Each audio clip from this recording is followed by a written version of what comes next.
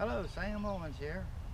About a week ago, I was contacted from the people at Stealth Fenders, and they wanted me to install their fender on Snazzy here, and for me to do a review.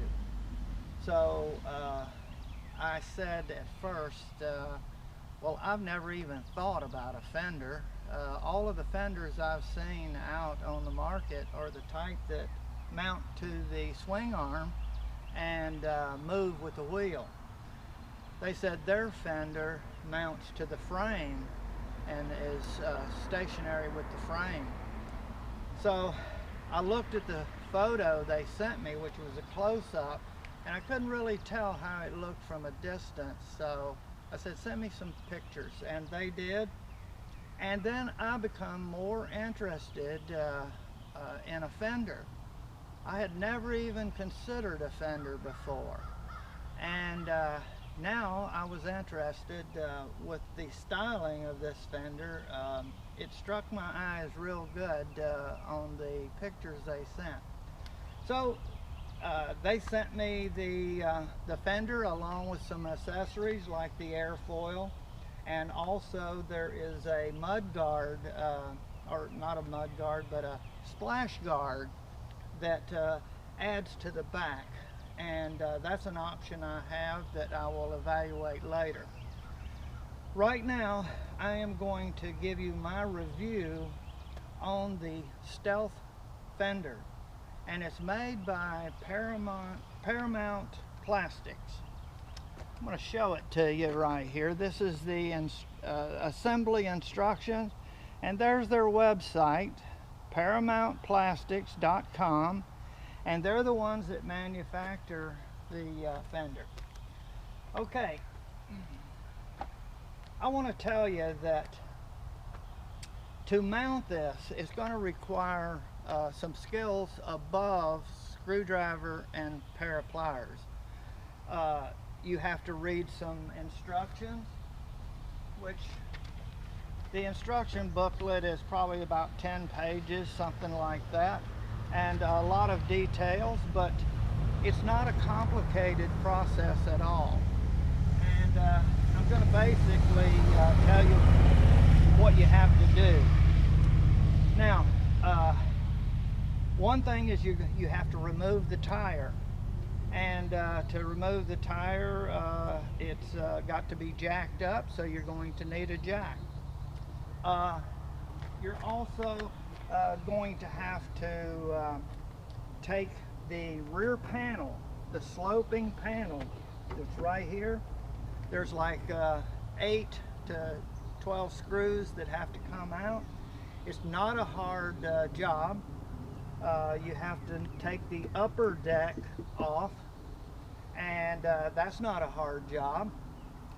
Then you're going to be exposed to the gas tank area, and you're going to drill 4 holes in the back of the sloping panel.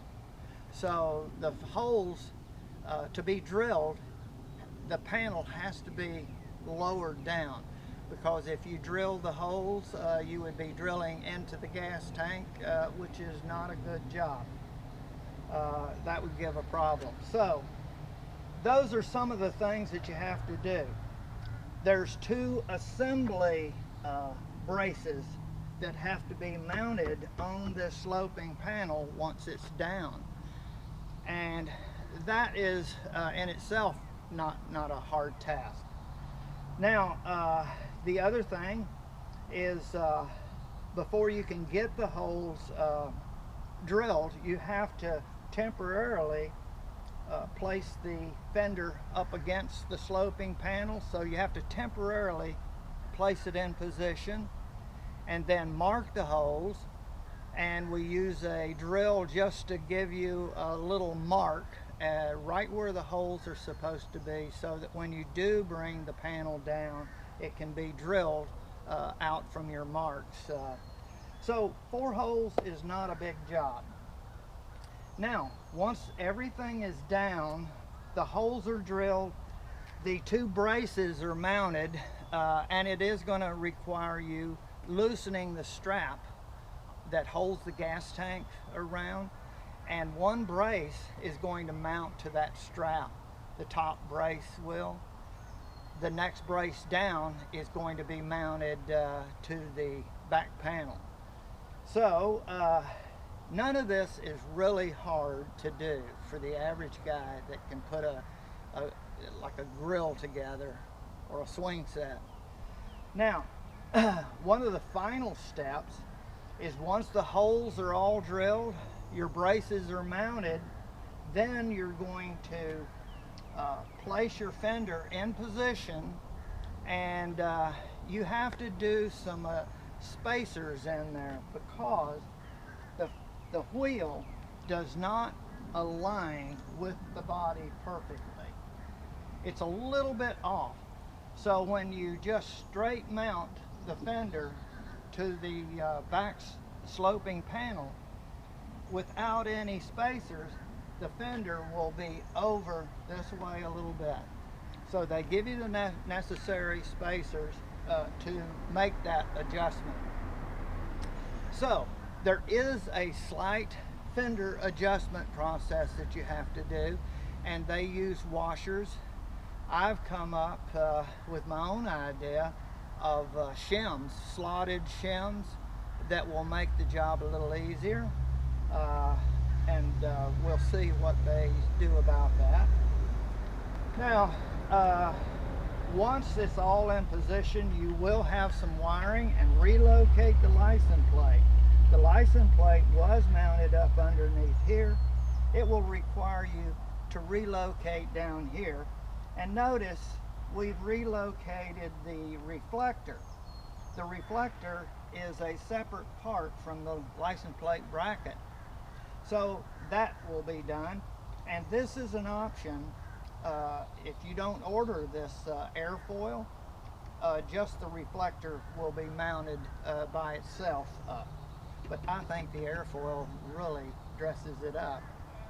So there's also one other item that really dresses this up for when you're driving. This is a light bar, and it lights with the tag light, so you have a extra light on the back. So the installation is, they say it requires about 2 hours. It's probably going to take you longer, but you need to take the time to do it right. None of the steps are extremely difficult or complicated. I didn't have any problems. Now, the instruction manual that I had did have a couple of items that weren't exactly in the right sequence, and they are working on that now, they tell me. The one was the license plate was in this position, and we were not instructed to remove it, and it was in the way for the initial marking of the 4 holes. That's not a bad thing. As soon as you see that, you realize, and the step that removes the license plate bracket is on another page on over.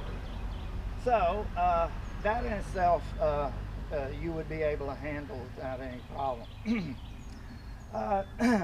Now, I want to tell you what I like about this.